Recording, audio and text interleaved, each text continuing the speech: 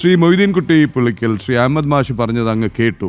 ഈ രണ്ട് സമുദായ ആചാര്യന്മാർ ഒന്നിക്കുമ്പോൾ, ഒരേ സ്വരത്തിൽ സംസാരിക്കുമ്പോൾ, ഐക്യകാഹളം മുഴക്കുമ്പോൾ അതിന് പിന്നിൽ ഏതെങ്കിലും രാഷ്ട്രീയ ശക്തികളുണ്ട് എന്ന് അങ്ങ് കരുതുന്നുണ്ടോ?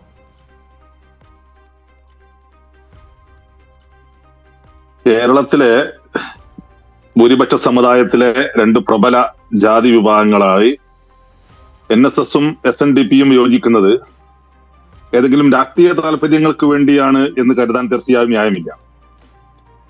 ഐക്യങ്ങൾ ഉണ്ടാകുന്നത് തീർച്ചയായും നല്ലതാണ്.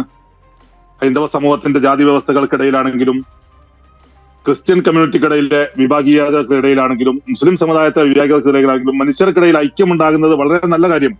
കഴിഞ്ഞ കുറെ കാലങ്ങളായി കേരളത്തിന്റെ സാമൂഹ്യ മേഖലയിൽ പരസ്പരം നേരത്തെ AP അഹമ്മദ് സൂചിപ്പിച്ചതുപോലെ ഒരുപാട് വാഗ്വാദങ്ങൾ നടത്തിയ വിഭാഗങ്ങളാണ് NSSഉം SNDPയും. അവര് ആ വാഗ്വാദങ്ങൾ അവസാനിപ്പിച്ചുകൊണ്ട് ഒരു ഐക്യത്തിന്റെ പാതയിലേക്ക് വരിക എന്നത് കേരളത്തെ സംബന്ധിച്ച് വളരെ നല്ല കാര്യമാണ്. അടിസ്ഥാനപരമായി കേരളത്തിന്റെ മാനവിക ഐക്യത്തിന് ഗുണം ചെയ്യുന്നതുമാണ്. അത് പ്രത്യേകിച്ച് ഫാസിസ്റ്റ് സംവിധാനത്തിന്, വർഗീയ സംവിധാനത്തിനല്ലാതെ മാനവിക മതേതര സംവിധാനത്തിന്റെ കൂടെ നിന്നുകൊണ്ട് മുന്നോട്ട് പോകാനുള്ള ഒരു നീക്കമാണ് NSSഉം SNDPയും നടത്തുന്നതെങ്കിൽ തീർച്ചയായും അത് പ്രകീർത്തിക്കപ്പെടേണ്ടതാണ്. അത് എല്ലാ വിഭാഗത്തിനിടയിലും ആവശ്യമാണ്, എല്ലാ സമുദായങ്ങൾക്കിടയിലും.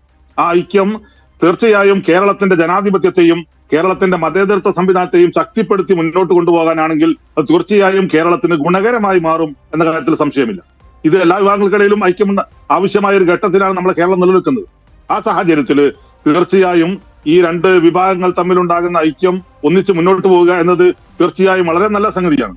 അത് കേരളത്തെ സംബന്ധിച്ച് തീർച്ചയായും ഗുണകരമായി മാറും എന്നാണ് എന്റെ അഭിപ്രായത്തിൽ പറയാനുള്ളത്.